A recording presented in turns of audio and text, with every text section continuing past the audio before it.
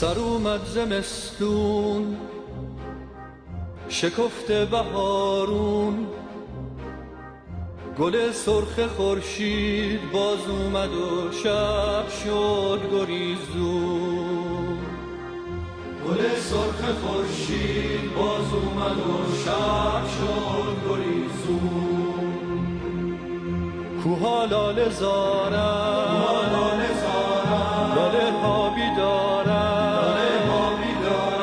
تو کوها دارن گل گل گل آفتابو میکارن.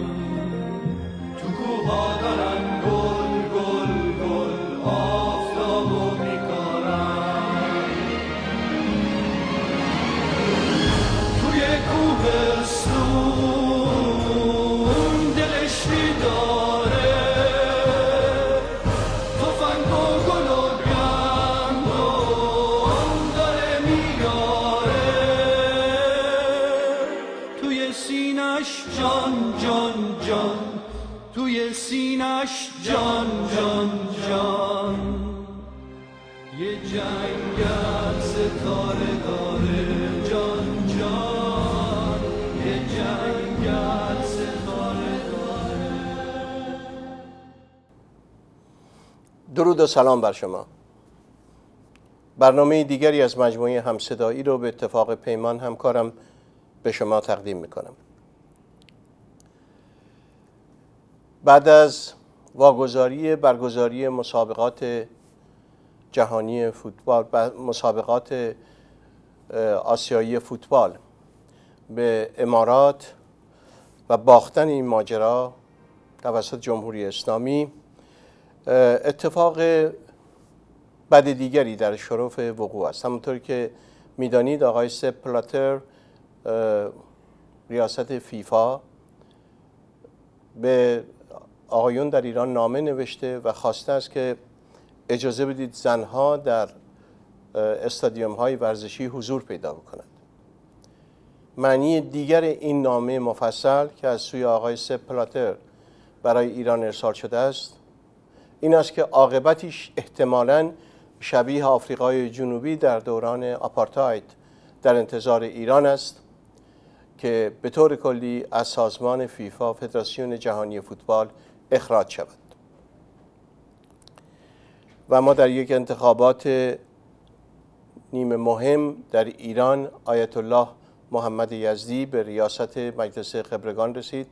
آیت الله 84 ساله تندرو و از پیروان سرسپرده آیت الله خامنه ای، از مخالفان سرسخت موسیقی به طور مطلق انتخاب شد و به نحو خجالت آوری آقای رفسنجانی رو شکست داد. او اگر اشتباه نکنم 48 رأی آورد و آقای رفسنجانی 27 رأی. انتخاب آقای محمد یزدی خیلی پر اهمیت نیست، چرا که سال آینده انتخابات مجلس خبرگان مجدداً انجام خواهد شد و ریاست مجدد این مجلس انتخاب می شود. از این نظر اهمیت داره که اگر اتفاقی برای خامنه‌ای بیفته در انتخاب جانشین، بدون تردید مجلس خبرگان نقش اساسی خواهد داشت و بنابراین آقای محمد یزدی احتمالاً نقش یک محلل ریاست مجلس خبرگان رو در این دوره بازی میکنه. امشب همونطور که میدونید آخرین قسمت گفتگوی من رو ناظر و شاهد خواهید بود با استاد بهرام مشیری در زمینه شاهنامه و مسائل حاشیه‌ای اون. اما قبل از اون که به اون برسیم، چون نزدیک ایام عیده و من نمیخوام یه عیدی بدم خدمتون، فقط میخوام قدری با همدیگه بیشتر به واقعیات که در کشور خودمون اتفاق میفته بپردازیم. ما این روزها مواجه هستیم که گروه‌های داعش آثار تمدنی جهان رو نابود میکنند و انقدر این مسئله مهم هست که به کمتر میتونیم به جنبه‌های انسانی که در کشور خودمون در حال نابودی هست بپردازیم. گزارشی که شب قبل برای شما از یک زندانی خواندم، خانم مریم ربیعی که 17 ساله در زندان قرچک ورامین هست. امشب اون گزارش رو تکمیل میکنم با گزارشی از خانم الهام فردوسی که 2 ساله در زندان قرچک است. لطفاً به این گزارش توجه کنید، ببینید زندگی یک انسان در یکی از زندانهای جمهوری اسلامی چگونه میگذرد. وای بر ما. الهام فردوسی 2 سال در زندان قرچک ورامین بوده. دانشجوی کارشناسی ارشد اقتصاد انرژی در دانشگاه پلی‌تکنیک و کارمند وزارت اقتصاد و دارایی است که به جرم امضای مقامات کشور بازداشت شد.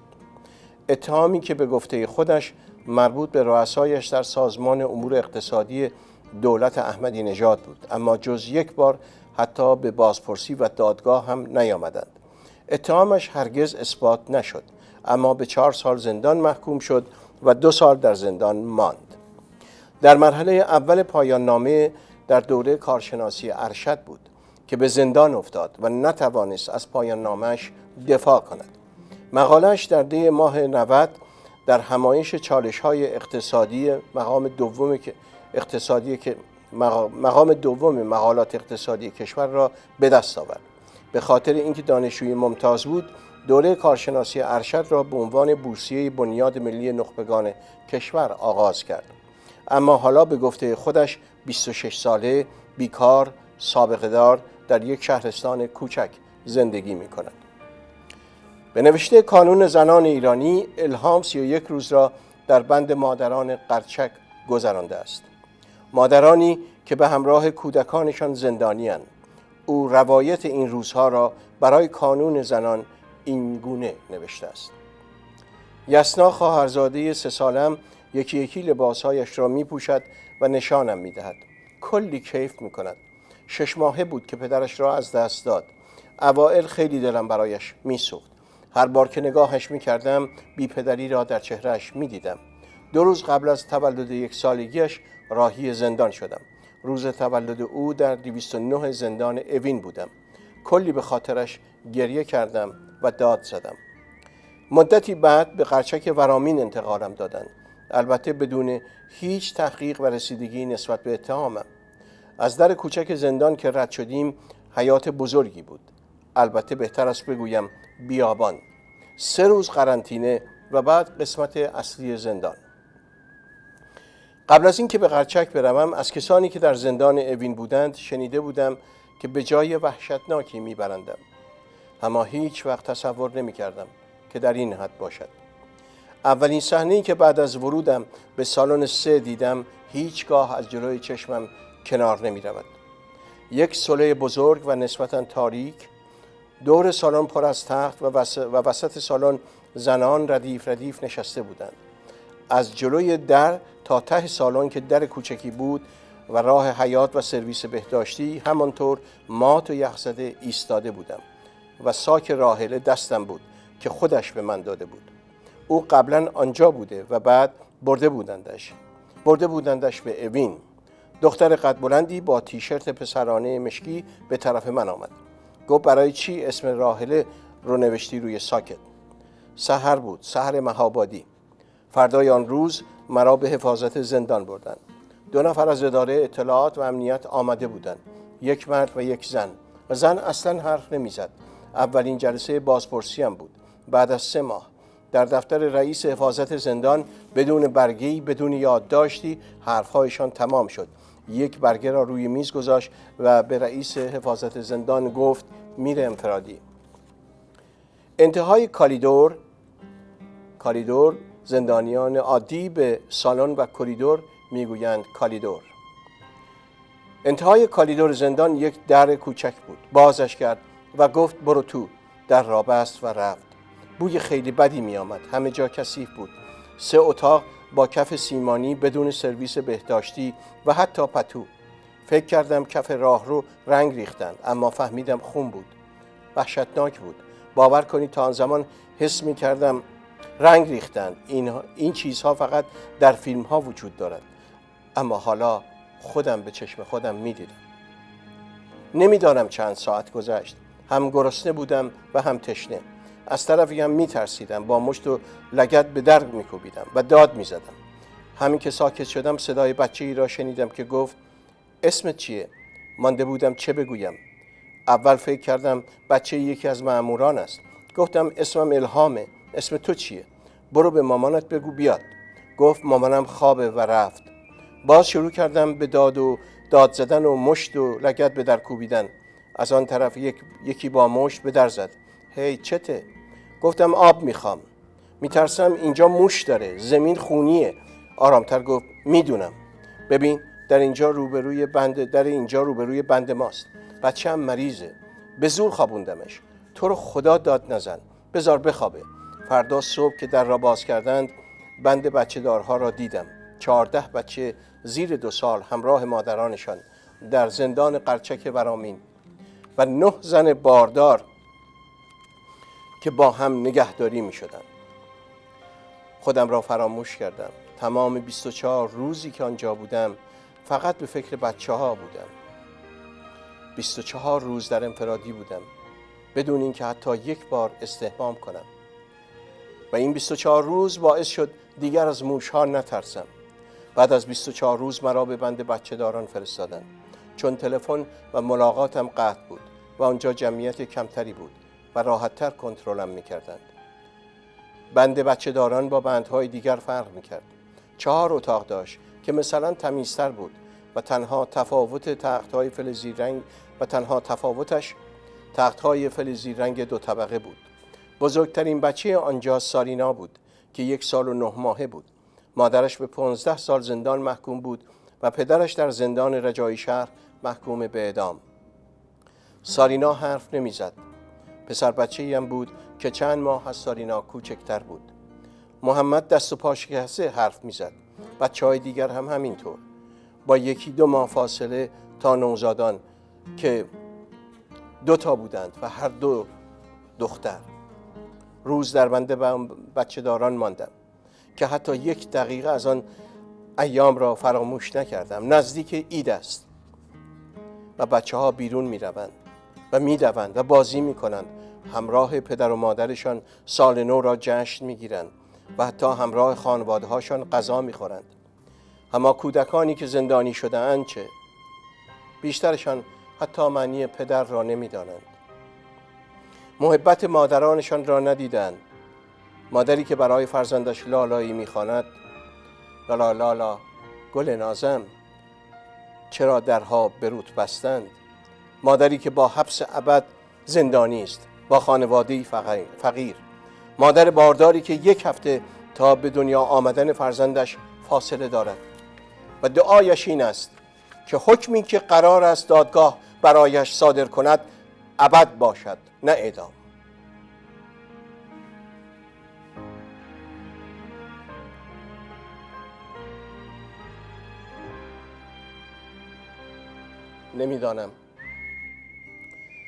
نمیدانم آنجا مادران چه احساسی دارند. کودکان آنجا هر کدامشان 1 شیشه شیر ندارند. کل بند بچه داران 1 شیشه شیر دارد و تنها کاری که برای رعایت بهداشت بچه ها میتوان کرد شستن شیشه با آب است. کودکان آنجا عروسک ندارند، اسباب بازی ندارند، کارتون نگاه نمی کنند، پارک نمی روند، لباس نو نمی پوشند و کودکان آنجا حتی 1 بار پیتزا نخوردند.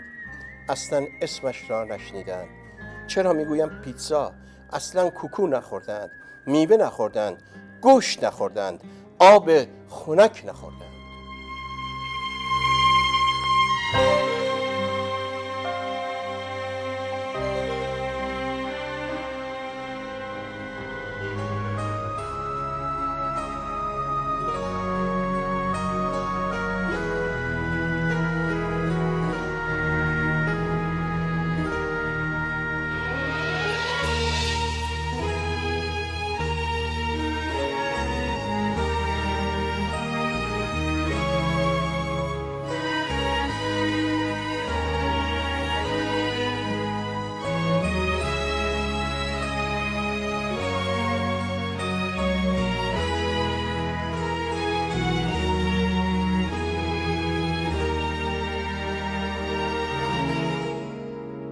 کسی که به حبس میبره آدمو نمیدونه دل واپسی میگیره.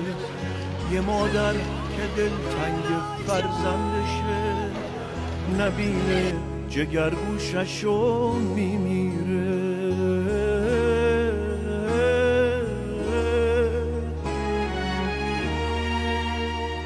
کسی که به حبس برده این عاشقو نمیدونه چشمای تو پشتمه، با ایما اشاره رسوندن به تو که جرمم گره کردن مشتمه.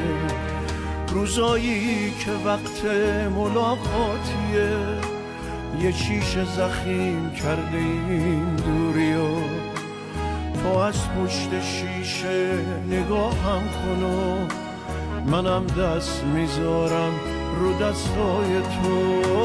تو گوشی رو بردار و چیزی بگو کوچمون رو بازادیه. بگو دل خوشم کن به راست و دروغ خرابه، بگو رو به آبادیه. روزایی که وقت ملاقاتیه یه شیشه زخیم کرده این دوریو، تو از پشت شیشه نگاهم کن و منم دست میذارم رو دستای تو. تو گوشی رو بردار و حرفی بزن، منم عاشقونه نگات میکنم. شبی که تو سلول تنهاییم به جای نگهبان صدات میکنم.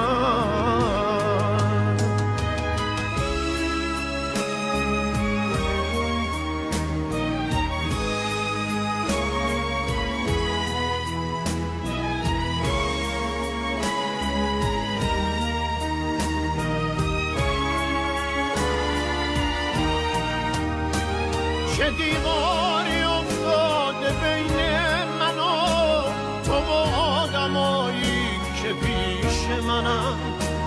همه لیلیان مثل تو نیستن، خیلی ها قید مجنون و این تو زدن. شبیه یه تنهایی واقعی تو فصل بهارم گل کاشیه. میخوام حس کنی درد این آدمو که از متن رفته توی حاشیه.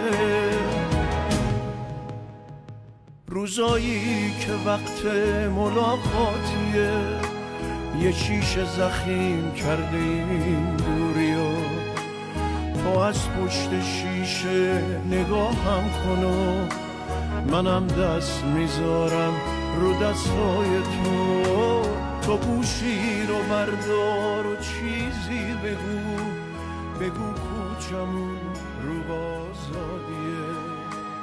بگو دل خوشم کن به راست و دروغ خرابه، بگو رو به آبادیه.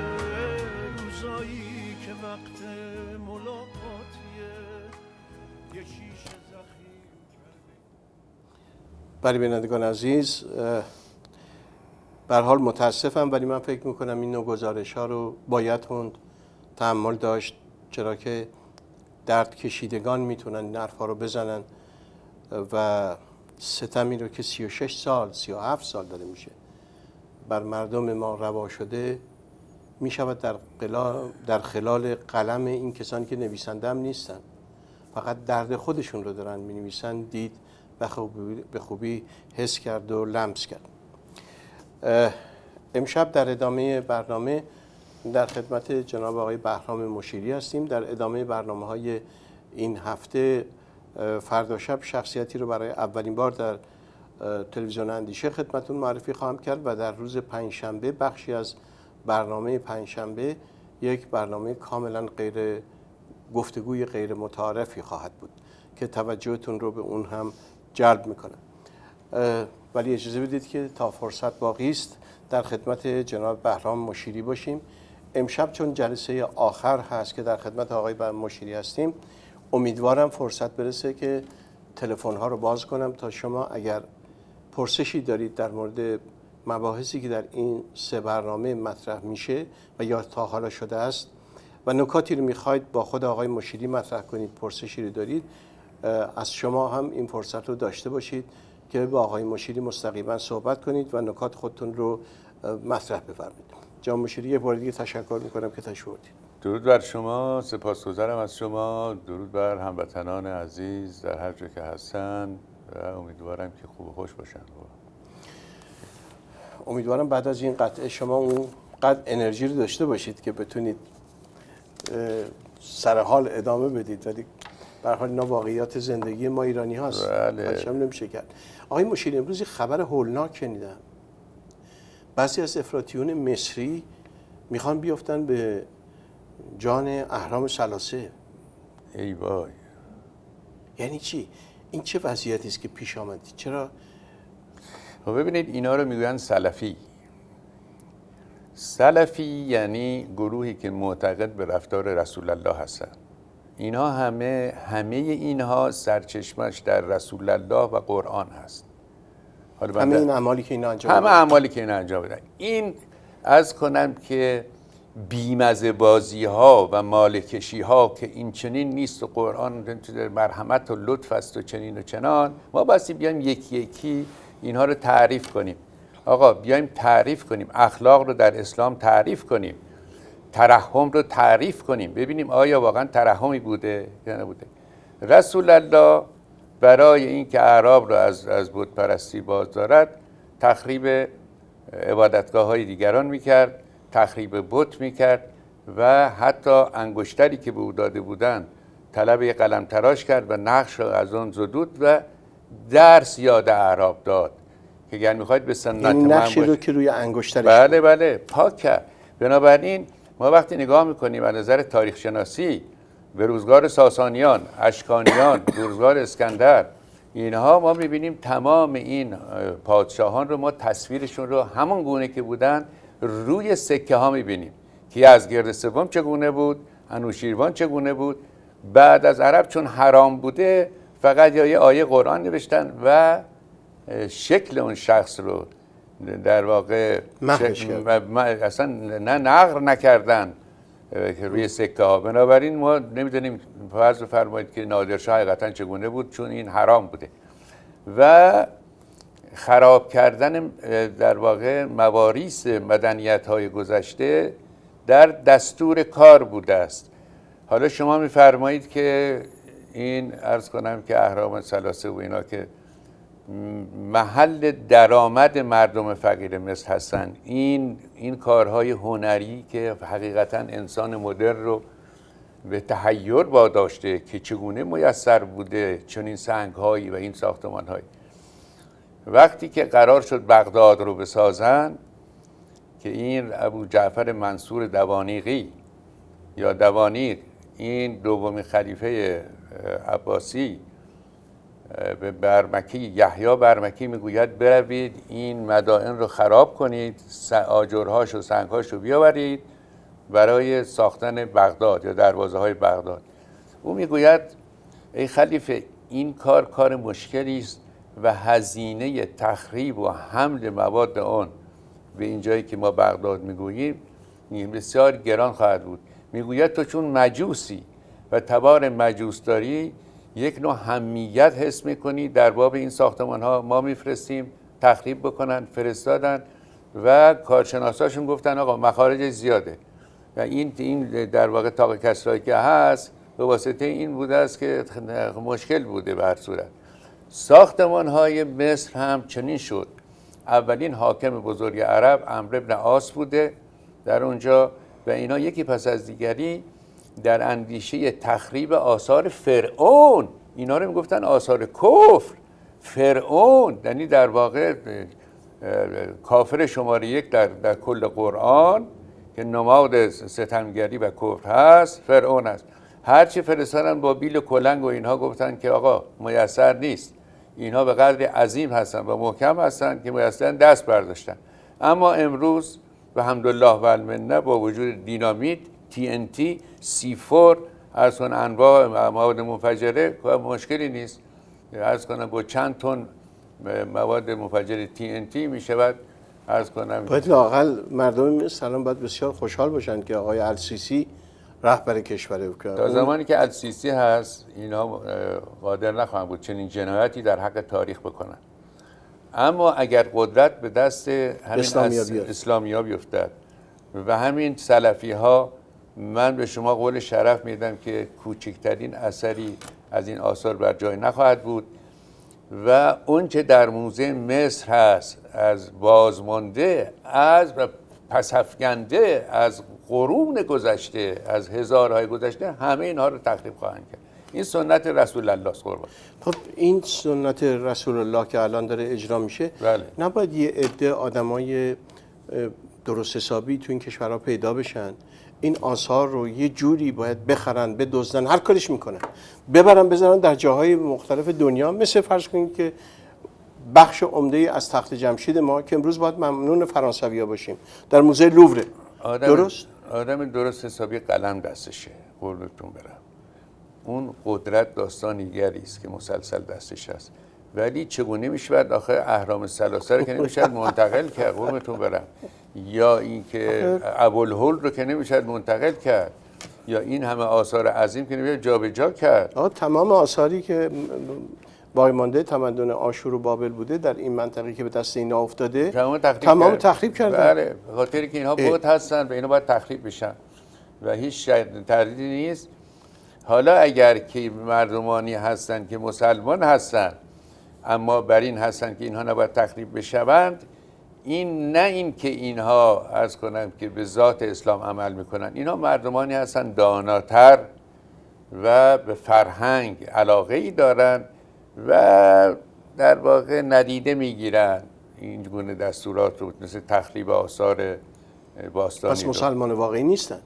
خب اون دیگه بستگی به این که ما چگونه مسلمانی تعبیر تفسیر کنیم.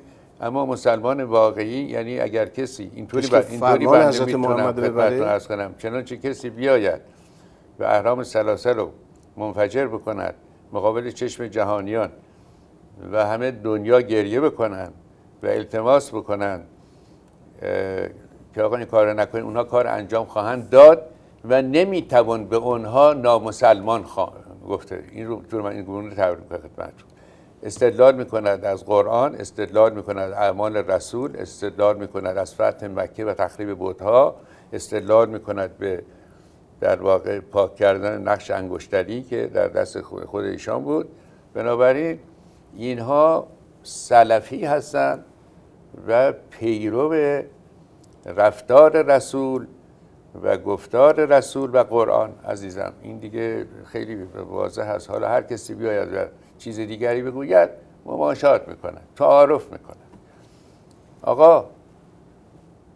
آقای علی شریعتی، آقای خمینی گفتن آقا اسلام آیین جنگ است. یه عده آمدن، علی شریعتی میگوید اسلام آیین حرب است. یک عده آمدن خودشون لوس کردن و میگوین اسلام آیین صلح است. آقای خمینی گفت آقا اینقدر نگویید اسلام آیین صلح است، چرا میروید این آیات رو میخوانید؟ مولا علی در یک روز 700 نفر رو سر برید و درست هم میگه به لحاظ تاریخی سر برید و به دامن تقوای مولای متقیان هیچ گونه قبایی ننشست، یعنی از تقواش کم نشد. بنابراین که عرض کردم ما اینا رو باید تعریف کنیم که تقوا یعنی چه و اخلاق یعنی چه. بدین دلیل است یعنی در اسلام شما می توانید 1000 نفر رو سر ببرید، امیرالمومنین هم باشید. یعنی چون که الان در کشور خود ما هستن. بله دیگه، ملاحظه فرمایید این آخوندهای آدمکش آدمخور که اصلا آیت الله هستن، عرض کنم که نماز میخونن با هم تا شام، قرآن میخونن از شب تا صبح و لباس پیامبر به تنشون هست. از اینها آدم کشتر و فرومایه‌تر و رذل‌تر و ظالم‌تر ما سراغ نداریم، حتی مغول‌ها رو. حتی مغول‌ها رو بله. به دلیلش هم عرض میکنم خدمتتون. اولا که چنگیز خان دستور داده بود هر کسی شکنجه بکند گردنشو بزنید. ما شکنجه انسان رو شکنجه نمی‌کنیم. ما جنگ داریم. کسانی که خیلی داستانی ساده بود، میگفت فرض کنید آقای فروزنده حاکم شهر فلانجاست یا پادشاه فلسطین است، بگو بنویسید ای فروزنده یا تسلیم شوید یا خدا داند، امضا چنگیزخان. تمام شد. حالا شما اگر تسلیم میشدید یک سیلی هم به کسی نمیدادن. چه میخواستن؟ چند تا از این کارداران مغول رو میگذاشتن، مالیات جمع میکردن، باج میدادن به چنگیزخان.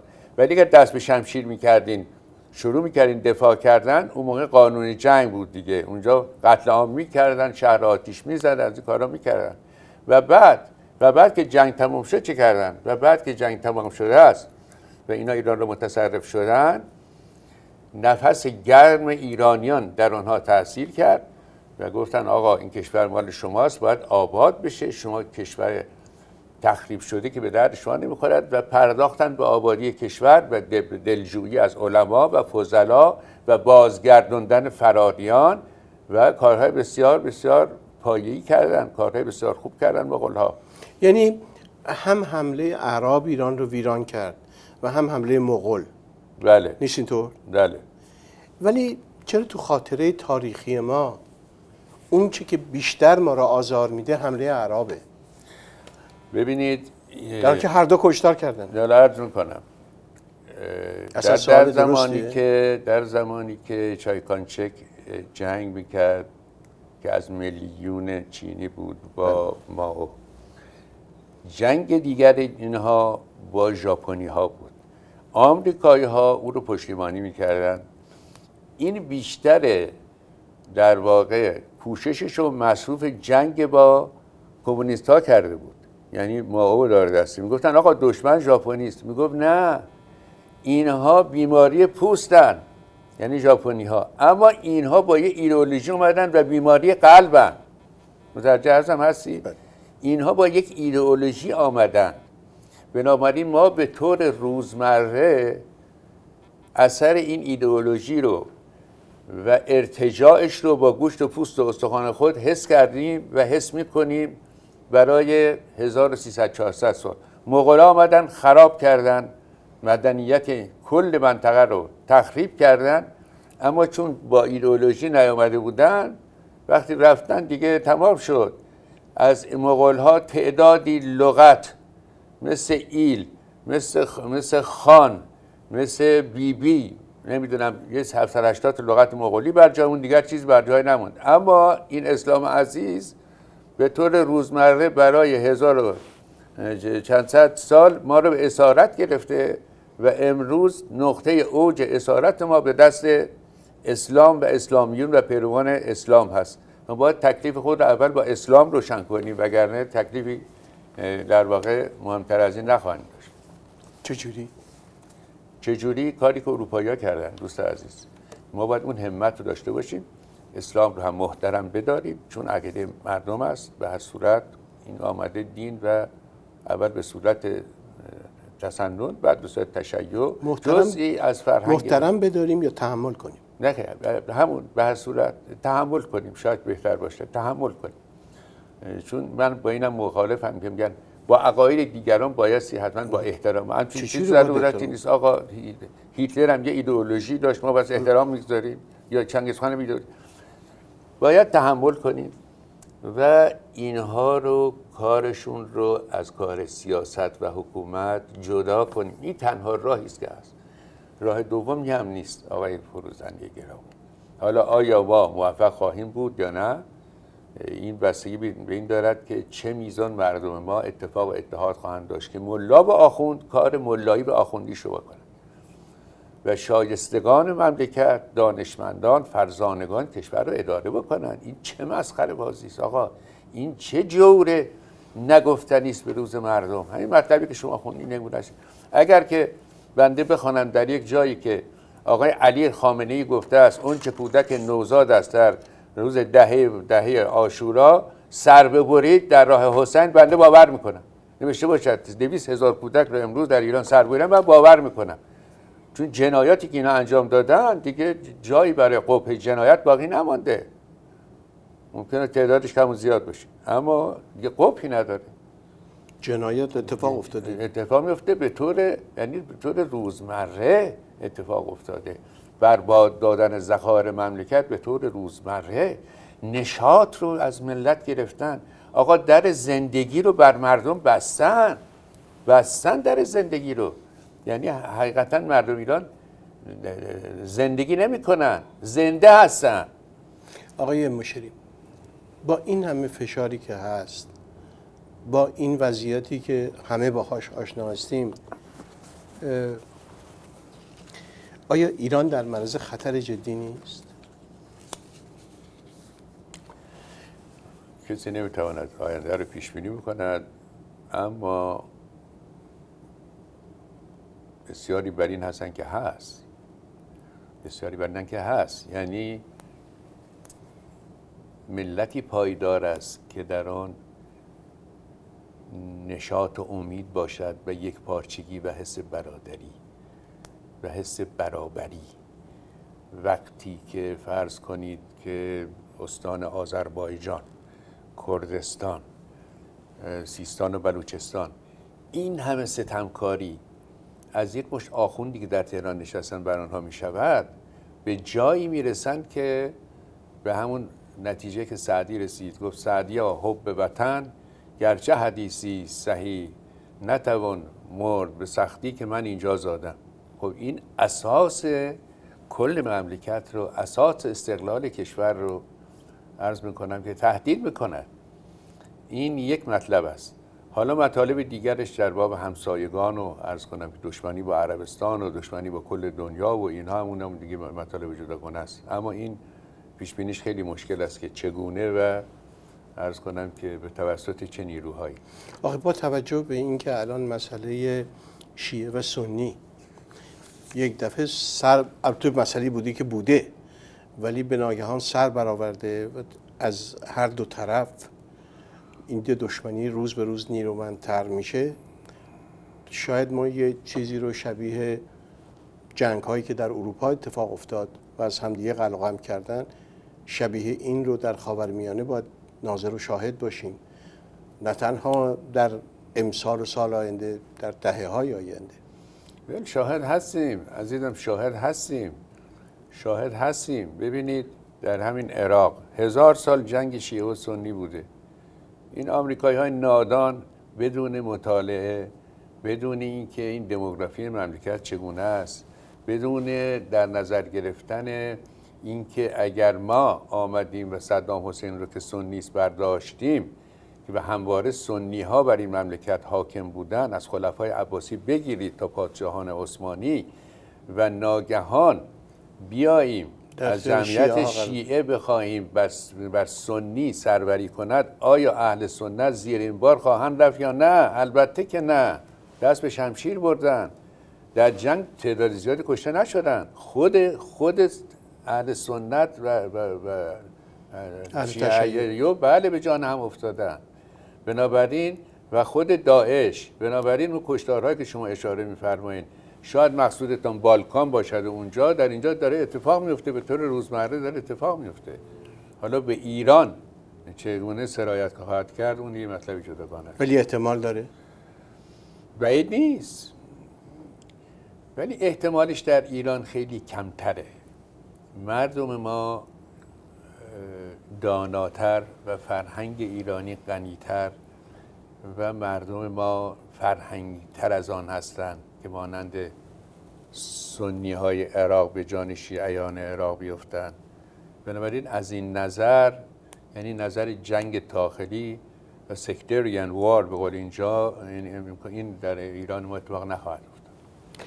آقای مشیری، در این گذار خطرناکی که در اون قرار گرفتیم و باید این راه رو طی بکنیم، شاهنامه چه نقشی میتونه بازی کنه؟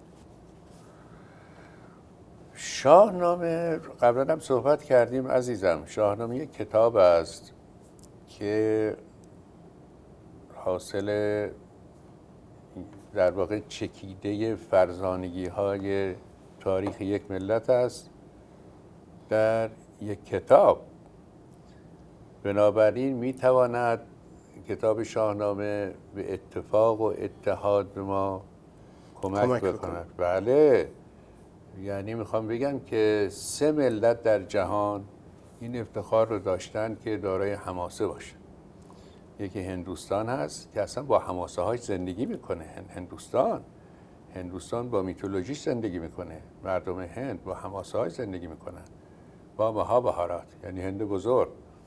در ایران ما شاهنامه رو داریم و در یونان ایلیاد رو داریم، ایلیاد و آدیسی.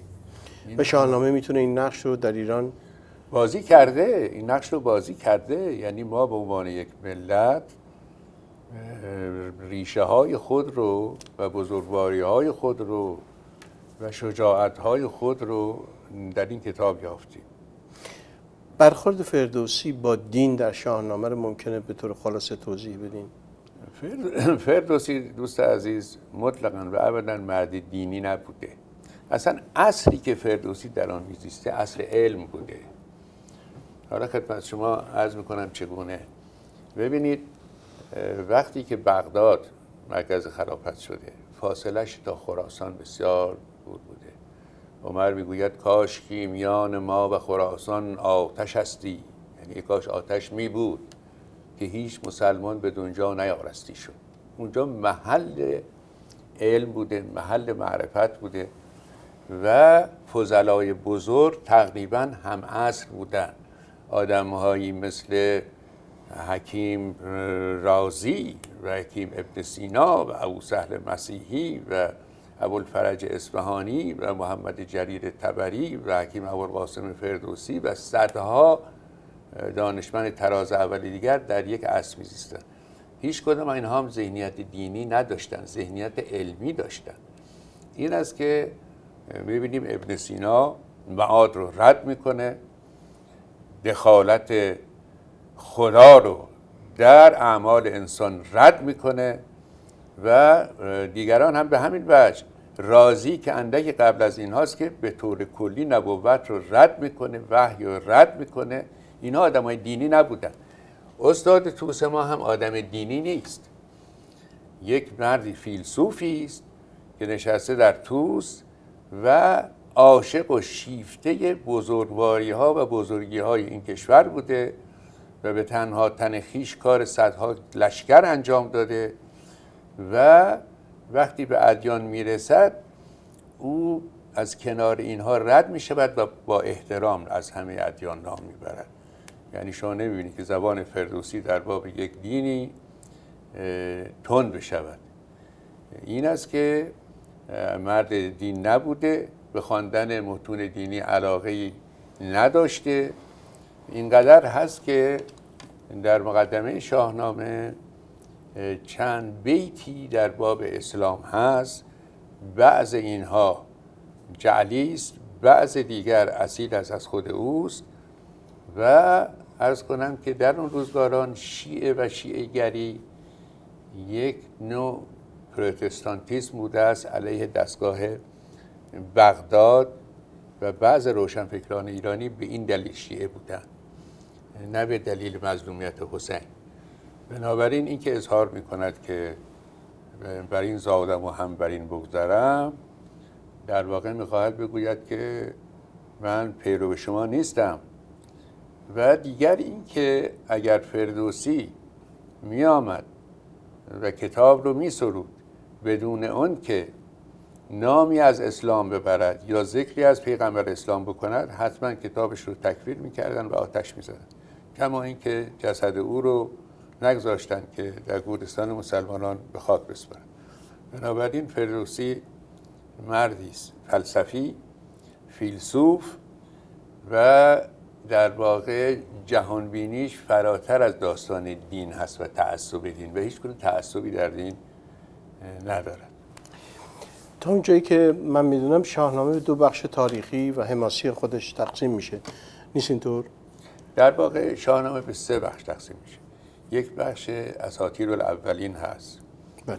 یعنی چگونگی پیدایش اول جهان بحثش رفت و بعد چگونگی پیدایش قوم آریایی، چون وظیفه حماسه سرا آن است که پیدایش ملت رو بیان بکند و بعد سرنوشت او رو.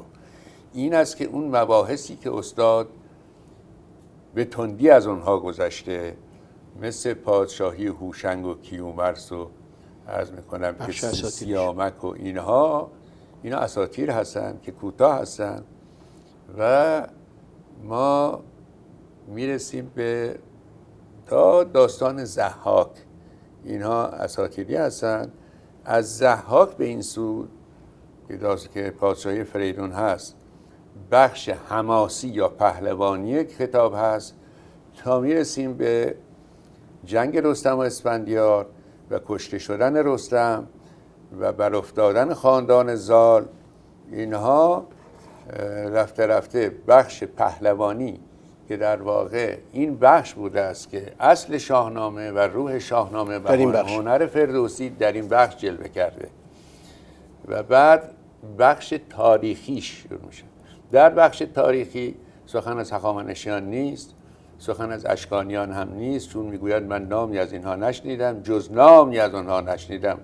اما در باب ساسانیان اطلاعات بسیار هست و این ادامه دارد تا روزگار یزدگرد سوم و حمله اعراب و جنگ قادسیه و از اونجا کتاب پایان میپذیره. بنابراین فردوسی در واقع شاهنامه سه بخش هست. سه بخش. اگر ممکنه در مورد بینندگان عزیز برای تهیه کتاب آقای مشیری در مورد شاهنامه، نقدی انتقادی بر حماسه رستم و سهراب از شاهنامه فردوسی، با تلفن 972 292 0101 میتونید تماس بگیرید و کتاب رو بخواید که برای شما بفرستن. اجازه بدید من تصحیح بکنم. این کتاب نقدی است بر چاپ‌های انتقادی شاهنامه، یعنی 4 چاپ علمی از شاهنامه از اوایل قرن 19 شده است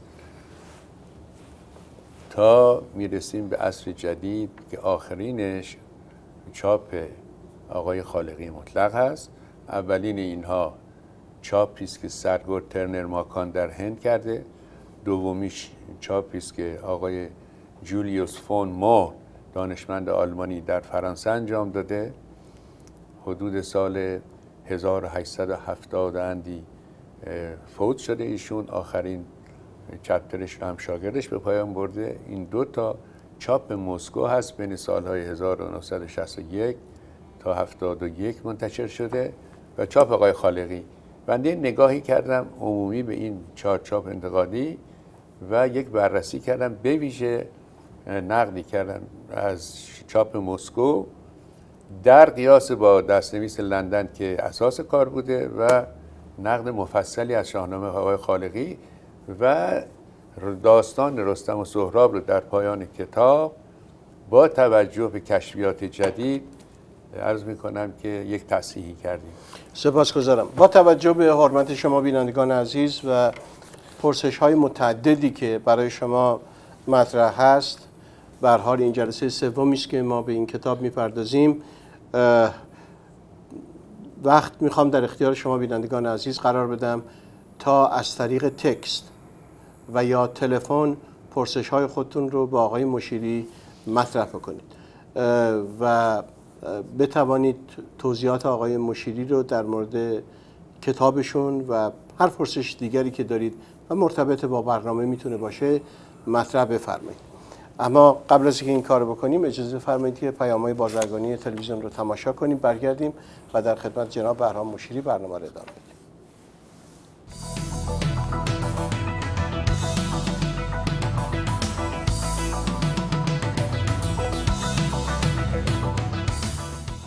کوچکترین ماهواره بدون گیش در جهان، روکو 3، شامل سرویس های تیوی باکس، نتفلیکس، آمازون، انگری برد و فیسبوک.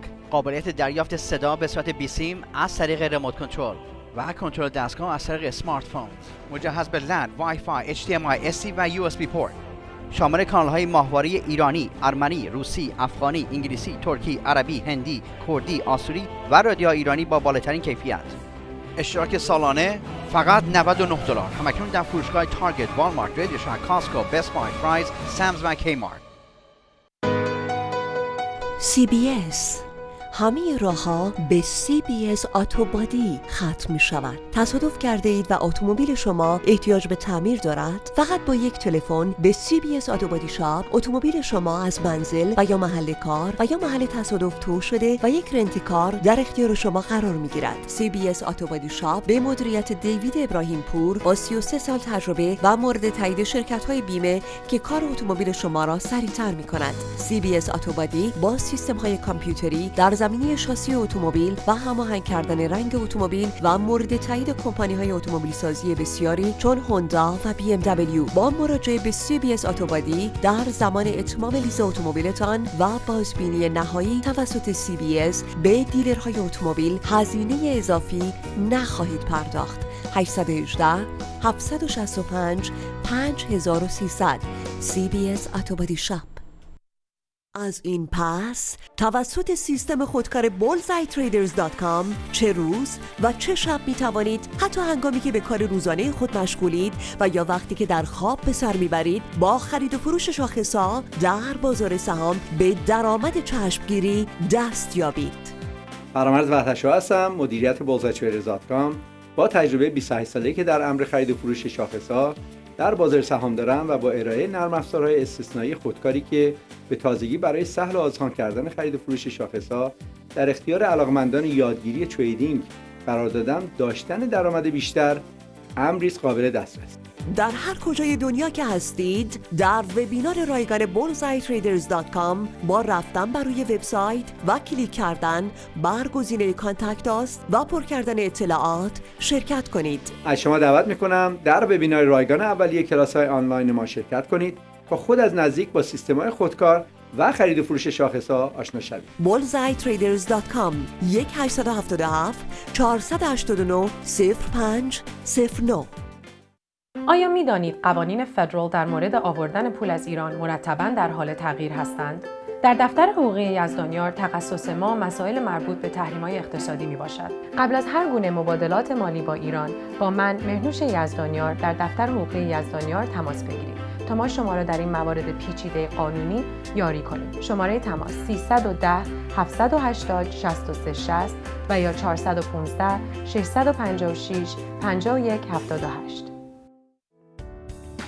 مرکز مسکونی مراقبتی نور مجتمع استثنایی نور اکتیو لیوینگ سنتر به اطلاع می‌رساند. اولین مرکز شمال کالیفرنیا شهر سانتا کلارا در بی اریا به نام نور مخصوص نگهداری و پذیرایی از سالمندان ایرانی تهیه گردیده و آماده پذیرش داوطلبان است. در خانه نور ضمن تاکید به استقلال و تقویت توانایی‌های جسمی و روحی ساکنین، خدمات گوناگونی چون خدمات اولیه، بهداشتی غذایی شامل تغذیه سالم ایرانی پسند و متناسب با موقعیت جسمی هر فرد طبق دستورات پزشکی، ورزشی، هنری و سرگرم کننده، کمک‌های اولیه پزشکی چون نظارت بر مصرف دارو و بررسی حالات جسمی و روحی و کمک‌های لازم روزانه و همراهی در هنگام ملاقات با پزشکان. خانه نور آماده پذیرایی دائمی و یا موقتی در اتاق‌های خصوصی یا مشترک 2 نفری از سالمندان عزیز میباشد. افراد زیر 60 سال با شرایط خاص پذیرفته میشوند. برای کسب اطلاعات بیشتر با شماره 408 380 4036 تماس بگیرید.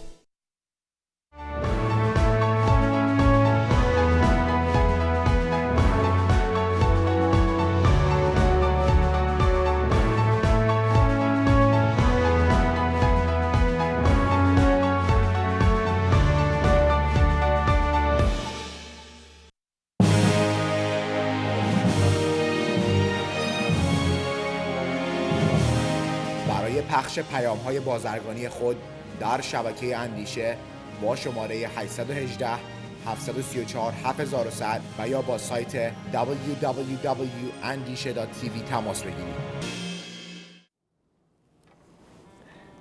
بینندگان عزیز، از این لحظه به بعد تلفن تلویزیون در اختیار شماست و برای تکس هم میتوانید از شماره 408 887 49 85 استفاده کنید. خواهش میکنم کوتاه و مختصر نظرتون مطرح بفرمایید، اما مثل که ابتداً آقای مشیری توضیحاتی داشتن. بله، ببینید این کتاب یک کتاب علمی است، در واقع استدلال هست، مقایسه ابیات هست، شرح حال در واقع ناقدان سخن هست، خیلی مباحث گسترده‌ای هست و داستان رستم و سهراب هم هست. ما برای اینکه کار آسان بکنیم برای هموطنانی که ممکن است حوصله خوندن کتاب نداشته باشند، متن داستان رستم و سهراب رو بنده با صدای خودم گفتم، یه موزیکی هم در ابتدای هر فصل هست و ضبط شده بر روی 6 CD که با کتاب همراه کتاب هست. هموطنان میتوانند هر دو رو داشته باشند، یعنی هم کتاب رو بخوانند و بعد به CD ها گوش کنند و هم میتوانند CD ها رو گوش کنند. بسیار خوب. بفرمایید، خواهش میکنم. سلام آقای فروزنده. سلام سرکار. دستتون درد نکنه، هم شما هم آقای مشیری که مردم رو آگاه میکنید و این که مردم عوام رو آگاه کنید خیلی عالیه. ممنونم. خدا حافظ خدا شما. حافظ. مرسی. آقای مشیری، یک تکست آمده، آیا فردوسی در ستایش علی بن ابی طالب سروده‌ای داره؟ چند بیتی منتسب هست به ایشان در شاهنامه. جزء الحاقات نیست. والا در نسخه لندن که قدیمترین نسخه های تاریخ دار هست، ابیات بسیار بسیار سست و نادرستی هست که از فرط برودت واقعا حدی ندارن که مطلقاً از فردوسی نیست. اما اونچه در همه نسخه ها در کم و بیش می شود یافت، همون در واقع سفینت النجات هست، داستان سفینت النجات که 70 کشتی بر او ساخته، همه بادبانها برافراخته، پیامبر نشسته در او با علی، همه ساکنان ولی از این داستان هاست که حالا اشعارش یاد من نیست. این یک در واقع حدیثی است، حدیث سفینت النجات در اونجا آمده و یک جا می‌فرماید که بر این زادم و هم بر این بگذارم، یقین دان که خاک پی حیدرم. این در مقدمه هست و می شود به اصالتشون در واقع تایید کرد. بله. ولی بسیاری دیگر از ابیات هستن که پیداست جعلی هستن. بفرمایید، خواهش میکنم. آقای پرزنده سلام عرض میکنم. آقای مهندس مشیری با سلام خدمت شما. درود بر شما قربان. آقای مهندس مشیری البته بفرمایید قربان. سه بار در برنامه‌تون آقای مهندس مشیری قبلا داشتید که دوباره جر بحث داشتیم. بماند آقای فرزنده یک سوال بسیار ظریف و بسیار مهمی از شما پرسیدند، شاید نمیدونم شما توجه به بحث موجود نکردید، اینکه آیا این جنگ بین شیعه و سنی کشور ما را در بر میگیره یا خیر؟ منظور ایشون درگیری با سایر کشور است، در حالی که عملا مسئولین ایران نگاهشون به غرب ایران مثل عراق و یمن و اون طرف لبنان و سوریه است. در شرق ایران ما خطرناکترین کشور افراطی دنیا رو داریم که همون پاکستان است و روابط بسیار نزدیکی با عربستان انبار مهمات داره که این عربستان با ایران مشکل داره. کارشناسای نظامی پاکستان در عربستان فعال هستند. آیا فکر نمی کنید ما درگیری آینده داشته باشیم با کشور پاکستان به حمایت عربستان که از لحاظ مالی هم به پاکستان کمک‌های بسیار سنگینی میکنه و اونها هم یک کشور سنی هستند و از اون طرف ما دچار مشکلات عظیم بشیم؟ مرسی. مطلب ایشون رو بنده چنین فهمیدم که آیا این وضعیتی که در خاورمیانه هست مثل جنگ شیعه و سنی در کشور ما هم خواهد بود یا نه؟ بنده عرض کردم خیر. حالا اگر ما بخوایم به قول بعضی‌ها ژئوپلیتیک داستان رو مطرح کنیم و تئورایز بکنیم که بله پاکستان هم سنی است و عربستان پول میدهد و اونها هم نمیدونم، اینها یه داستان‌های نظری است و هیچ کس نمیتواند با قاطعیت نظر بدهد که بله حتما پاکستان به ایران حمله میکند یا اینکه فرض کنید که افغانستان به ایران حمله میکند. من گمان نمیکنم این اتفاقات بیفته. بفرمایید، خواهش میکنم. جناب فروزنده سلام عرض میکنم خدمت شما و مهمان گرامیتون جناب آقای مشیری. میخواستم یه بیت شعری از شاهنامه نظر آقای مشیری رو بیان بفرمایند که انگیزه فردوسی از سرودن این بیت چیه؟ و اون بیت: قضا چون ز گردون فروهشت پر، همه زیرکان کور گردند و کر. خدا نگهدارتون. خب مطلب کاملا معلوم است عزیزم. میگوید انسان اسیر قضا و قدر هست. در داستان رستم و سهراب، اون که سهراب میکوشد که خودش رو معرفی بکند یا پدر رو در واقع قانع بکند به این امر که هویت خودش را آشکار بکند، نمی کند. بنابراین این میگوید این چیزی نیست جز عرض کنم که قضا و قدر. این قضا و قدر در همه حماسه ها نقش دارد. میگوید در مقابل قضا و قدر و خواست اون نیروهایی که فراسوی نیروهای ما هستند، بخردان و دانایان هم کوروکر می شوند. یعنی اینکه در واقع خردشون در مقابل خواستی که نیروش فرای نیروی ماست کار نمی کند. قضا چون ز گردون فرو هشت پر، همه بخردان کور گردند و کرد، یا به قول شما زیرکان. در تکست دیگری بیننده‌ای پرسیدند که چه بخشی از آیات قرآن نظرات شما رو تایید میکنه که اسلام دین قتال و کشتن و کشتار و نابود کردن همه این آثار هنری و این حرفاست؟ بله، عرض میکنم که جمعاً 526 آیه در قرآن هست. خب ببینید، یکی از ستونهای اصلی دین اسلام جهاد است. جهاد به چه معنی است؟ به جهاد یعنی شما بجنگید و اسلام رو گسترش بدهید و سرچشمه در واقع اعمال مسلمین چند چیز هستند که انجام بدن. یکی کتاب الله هست یعنی قرآن، یکی سنت رسول هست و اعمال صحابه. بنابراین فقط قرآن نیست که در واقع رهبر مسلمین هست. اعمال رسول، سنت رسول، کارهایی که ایشان میکرده، اونها هم جزء فقه هست که مسلمین باید بدون عمل کنند. خواستم شما این مطلب رو بدانید. و جمعاً 526 یا 27 آیه هست برای تشویق به خشونت، برای گرفتن به غنیمت.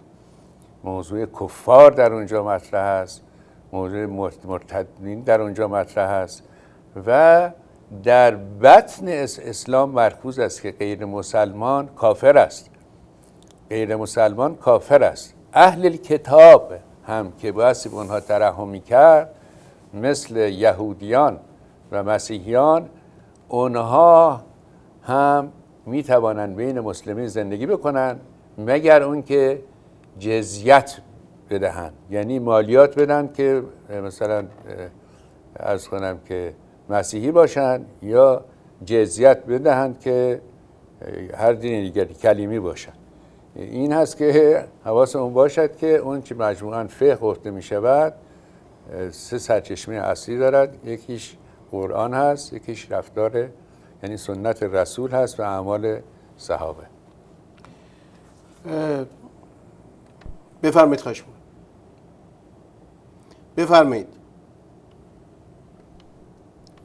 بفرمایید. خواهش می‌کنم. جناب فروزنده، درود بر شما و درود بر جناب آقای مشیری. یه سال از آقای مشیری داشتم که خوشبختانه ایشون خودشون فرمودند اون برنامه رو روی CD میذارن که این کار بسیار بسیار خوبیه. و اما در مورد جناب عالی، منظور بنده این نیست که از شما انتقاد بکنم، استدعا میکنم اونجوری نگاه نکنید. ببینید 2 شب پشت سر هم شما نامه از ایران، از زندان ها به شما دادن. باور بفرمایید اگه من تلفن روی قلبم بذارم شما صدای قلب منو میشنوید. این نامه ها باید جواب بگیرن. جواب این نامه ها رو کی باید بده؟ باید ماهایی که اومدیم در امریکا، در خارج از کشور هستیم، من متاسفم که هموطنای ما چی شده به سرشون اومده، چطور شده، چرا اینجوری عوض شدن، چرا اینجوری اصلا اهمیت به هموطنای دیگه نمیدن. استدعا میکنم یه برنامه بذارید، یه تظاهرات. ما نمیخوایم رژیم عوض کنیم آقای فروزنده، ما فقط میخوایم زندانیای سیاسی آزاد بشن، ما میخوایم زندانیای بی خود و بی جهت آزاد بشن و مردم زندگی بکنن. آقا فقط زندگی جزئی، هیچ چیزی دیگه ما نمیخوایم. حکومت بمونه آقا، هر کاری میخواد بکنه، ولی ما وظیفه داریم در یک کشور آزاد بتونیم صدا رو از دهنمون بیاریم بیرون. متاسفانه هموطنای ما همش به فکر رفتن سینما و جشن و تئاتر و اینور اونور و ایام عید هستن. آقا کدوم عید؟ همه رو دارن میکشن، قتل عام میکنن. این دو زنه که شما دارید صحبت میکنید خواهر مادر من هستن، دختر من هست، نوه من هست. یه جا باید ما خودمون تکون بدیم. ما نمیدونم چه به سر ما ایرانی ها اومده. شبتون بخیر. متشکرم. حرفاشون درست بود. بخش اولش درست بود، بخش اولش یک تضاد داشت. بخش اول که چرا ایرانی انقدر پراکنده هستن و نفاق هست، درود بر شما، درست فرمودید. اما یکی میفرماید ما میخواهیم زندانی باشد، نمیخوایم حکومت عوض کنیم. عزیزم این میسر نیست.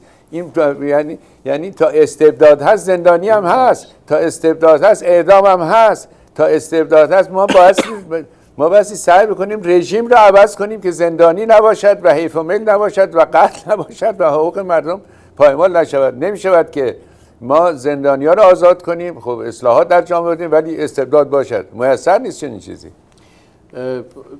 من نفهمیدم که گفتید از من قصد انتقاد داشتید. اگه انتقادم کرده باشید حق شماست که انتقاد بکنید، ولی انتقادی نکردید.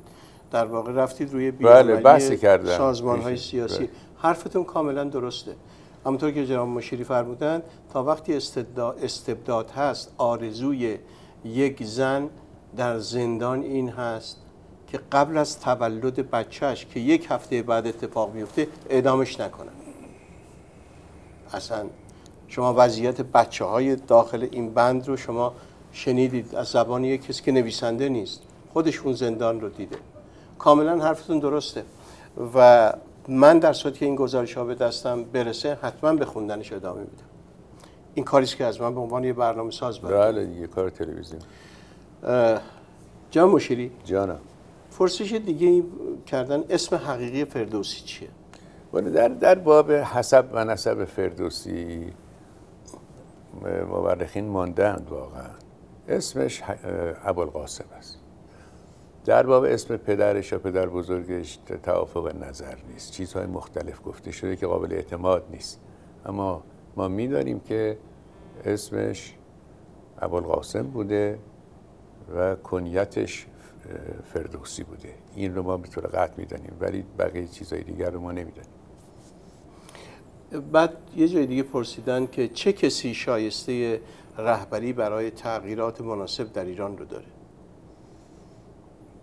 چه کسی؟ بله. خب این رو باید مردم ایران تصمیم بگیرن.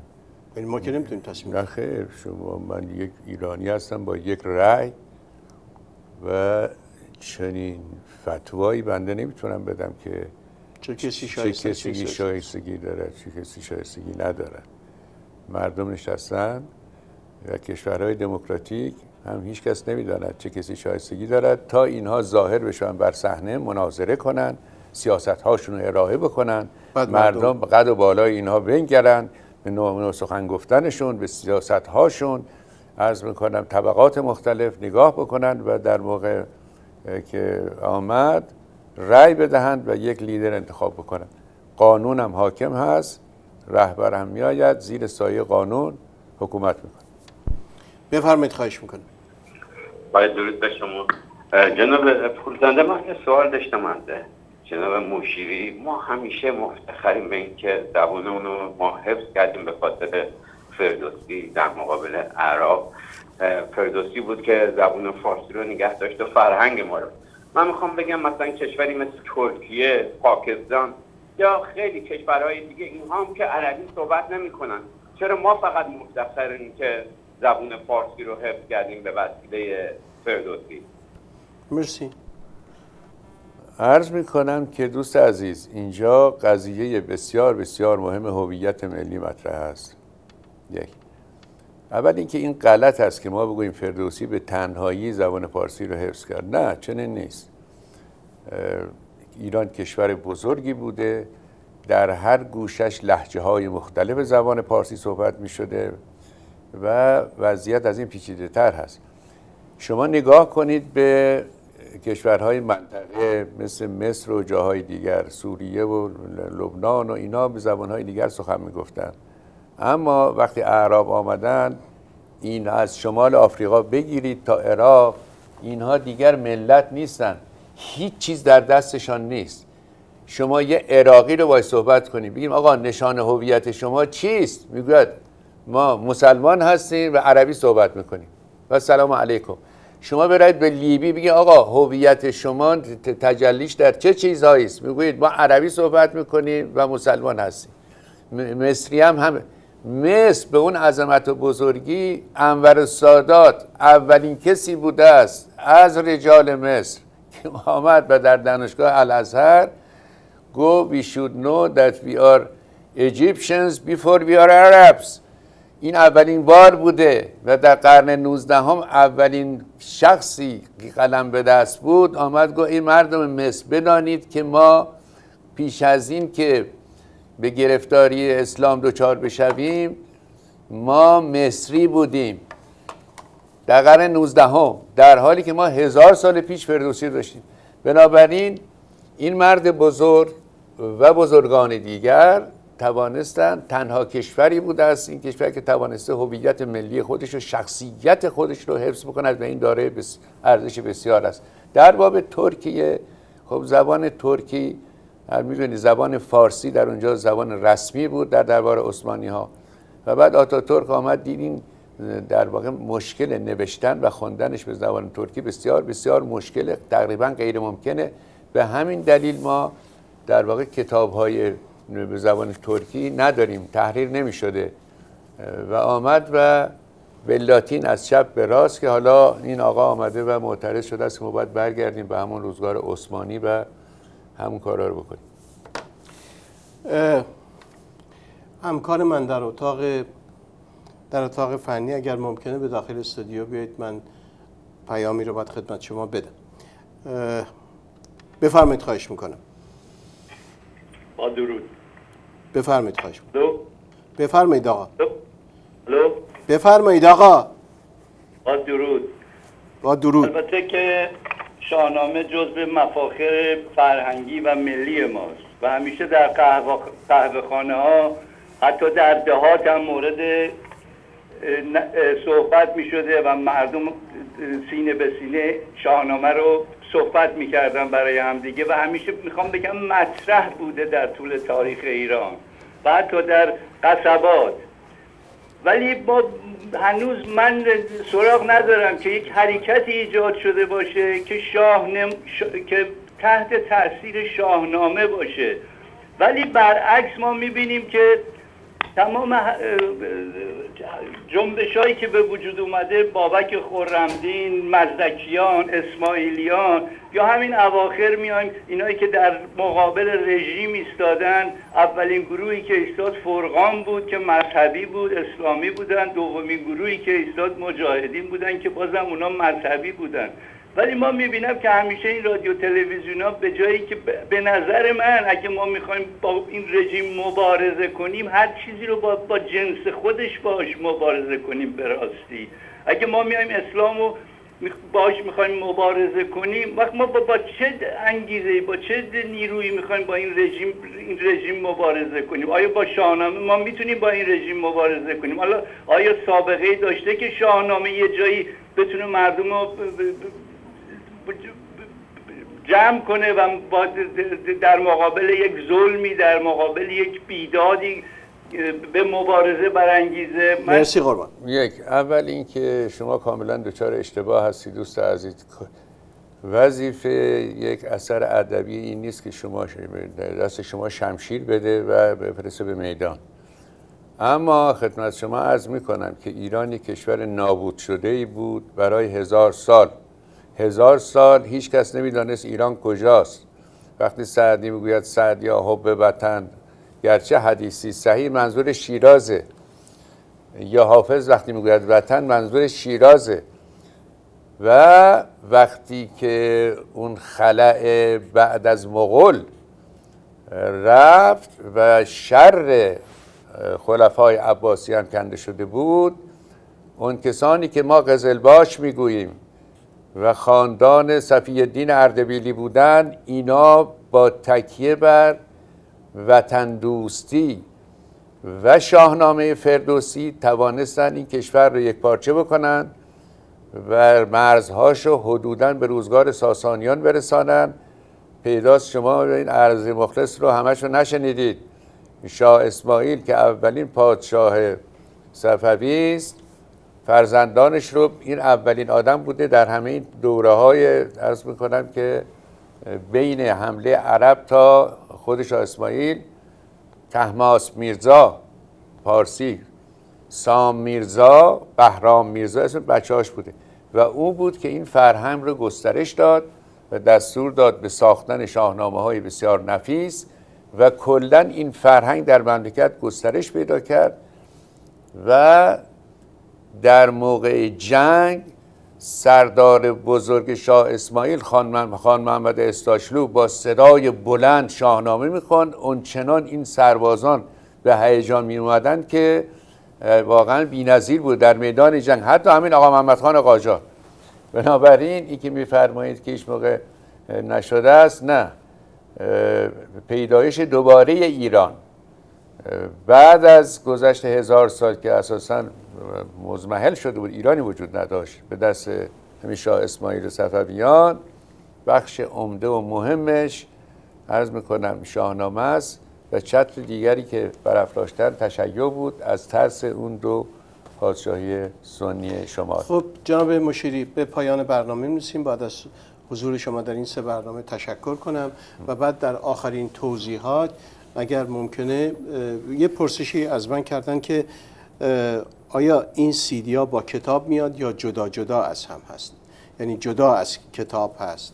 این CD ها عرض کنم که به همراه کتاب هستن، یعنی که به کتاب در داخل کتاب نیستن.